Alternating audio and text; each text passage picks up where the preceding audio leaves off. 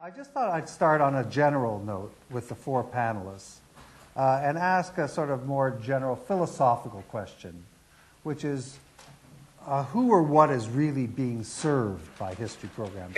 Whether they have inside their own philosophies and ideas of what their overall, whether they have an overall mission, an overall sense of the importance or the role that history programs play in our society. And I thought I would ask that, just throw it out to all four, because people have a whole range of motivations, from wanting to earn their supper to very lofty ideas of what they're doing. So I thought I'd just start with Charles and move down the row. Sure. I think the history programming plays really a vital role in giving viewers who choose to come to history programming as they're watching television at night some perspective on how we got to where we are, why we are the way we are, and also to really give possibility of an informed speculation about what the future might bring. I know for the History Channel audience, they're really coming to us for factual information and to be informed. There's a lot of straightforward entertainment out there, and there's nothing wrong with that kind of television. But there are a large number of viewers that are seeking, I think, a more information-rich environment in which to watch at night, and the History Channel provides that. Yeah, well, I just happened to see in the New York Times the other day a study was done of high school students. I don't know if any of you saw it. It was just jaw-dropping how little American students know about our history. They couldn't identify Adolf Hitler. They thought he might have been some clerk. I mean, really, it was or the Kaiser. It was, they didn't know the most basic facts about American history or literature. It was just sort of shocking. This study, these assessments are done periodically, and I think it is frightening to see, to some degree, how little history is actually being taught in schools. A lot of it is thematic, and you might investigate, say, like immigration or something, but you don't really have necessarily a context for it. And so we hope that with the things we do that we at least provide factual information, certainly, and put it in a sort of compelling manner so that people will watch it and be entertained and also learn at the same time, and have a sense that history is not just something that happened a long time ago, that's something you read about in a book if you're really motivated to memorize names and dates, but it actually has a story that has meaning for us today, so that you can understand your life in the continuum of who we've been. And we pick individual particular subjects and sort of tack at it from different perspectives. So there's no one program we've done that can really do everything, but in the aggregate over time, we can accumulate quite a lot of different perspectives on the American story, which is what we've been focused on. So since you guys took the high road, and I can continue to take the high road, but there was the question of, who does it serve? And I, right. If I'd gone first, I would have said those things too. But since those things have been said, I'll talk about how it serves the filmmakers. Right. In the sense that, well, why are we doing this? Yes, I mean, we certainly feel history is important, and that's how most Americans out of school are getting their education. But when I got into this business, I got into it, like Muffy, in the cinema verite age. Yeah. There wasn't any history programming on. There were history programs, but there wasn't really an opportunity there. And the excitement in the '60s was in you could follow Kennedy around with a camera. I remember seeing that film and saying, "Oh my God, you could take a camera out and follow somebody around." I mean, that's hard to imagine today, because everybody has a little camera they run Because around. we're all being followed Yeah. by cameras now. But back then, the camera had just come off of the tripod and got onto people's shoulders, and you could do sync sound right. that way. You That was a didn't have big to have that, those old. I mean, I grew up with the camera was on a tripod. You went to school, and the kid came up from the AV class, and you were in 4th grade, and he was in 5th grade, and he put the thing on, was the Shell Oil Yeah. film, since the dawn of civilization, mankind has gone down to the sea. And it got about that far, and then the film sort of fell apart. Yeah, it broke. Yeah. It usually broke. So to see that other stuff, it was really exciting, and I think you guys might not realize how exciting it was. But it was very hard to continue to make those films because you couldn't tell people who had money how they were going to turn out, how they were going to end. And it got to be so that you could write a grant and say, well, you know, I could do a film about FDR, let's say, because I know the whole story. And what was amazing was no one had done these films. Like, I did a film about Napoleon. Nobody had done a film, biography of Napoleon. There are more books about him than anybody that ever lived.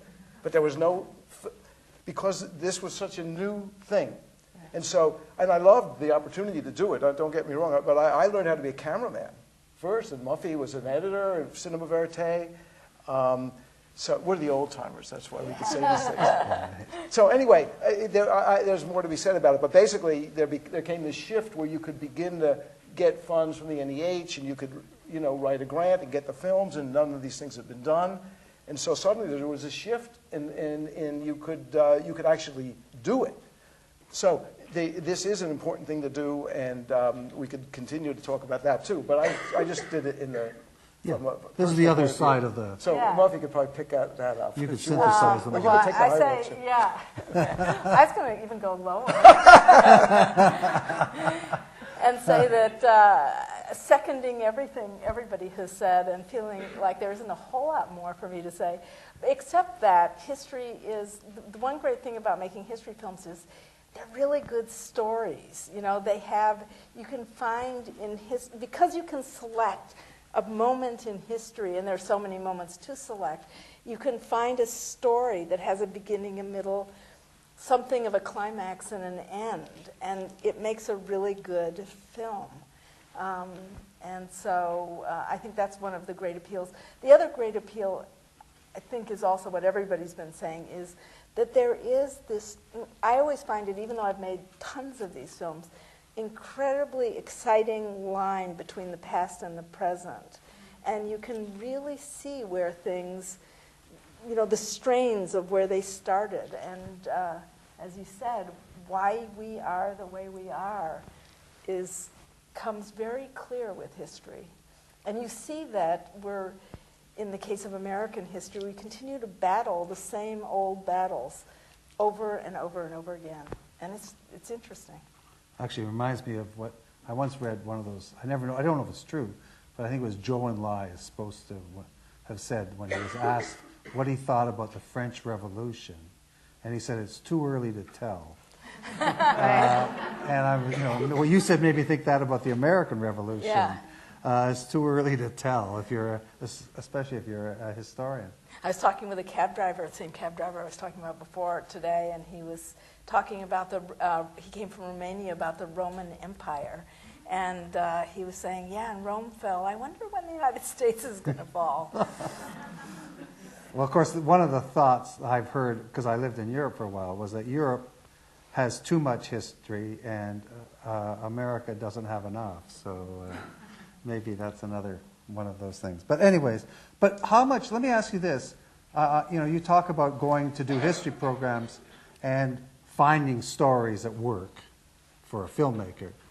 But how much do you now sort of put onto yourself that you're actually looking for some sort of objective truth?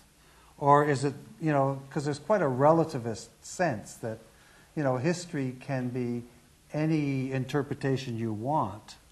So what are what's your own take on that when you're starting off on a topic? Are you do you have sort of other kinds of standards you're imposing on yourself? Are you going to bring us the truth from the past? Is that something you do, or is it just, we can twist it this way and make it great?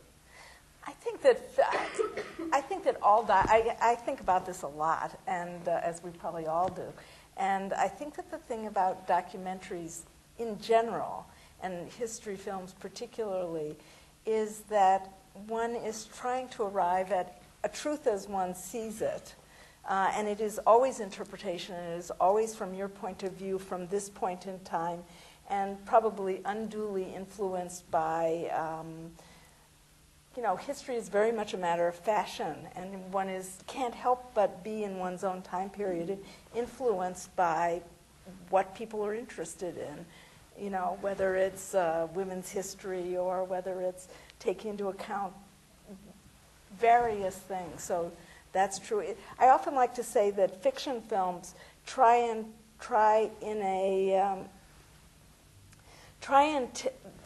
fictionalized form try and be as real as possible, get the actors to act as real as possible, to get at a kind of a truth. And we work with the stuff of what happened, and you try not to alter that. And you select to try and get at the same kind of truth. You're just starting from different material. I think it's, we talk about this a lot because everyone wants to know how can you be objective, and we always say you can't. Yeah. That we never pretend to be objective, and that the whole notion of objectivity in any kind of creative process is impossible, because everything you do, you're making choices. Even if you don't think you have a point of view, you're choosing which picture to look at, who to interview, what to ask them, what choice of words, what stories to leave in, what to leave out. I mean, you have to structure this raw material into something. And we try to approach a subject with pretty much of an open mind, not having a thesis to prove, for example. So we wouldn't begin a project knowing how it's going to end. And we'd be open to including a lot of points of view. We bring in historians who really advise us. We read lots of books from different perspectives, and we try to synthesize and represent different points of view within the film, so that we're not sort of marching our way down a path that we've already determined before we start. That being said, we make choices all the time, and it ends up being things that we like, things that maybe make the film more complicated and less obvious, and add tension and complexity. And so in the end, there is some point of view, but I'd be hard-pressed to really define what it is, but it's absolutely not objective by any stretch of the imagination. And nor is any historian sifting through the relics of the past trying to come up with an interpretation of it. It is interpretive by its very nature. And so we just hope that our interpretation will hold the audience's interest and provoke a conversation. That's about as far as we would go.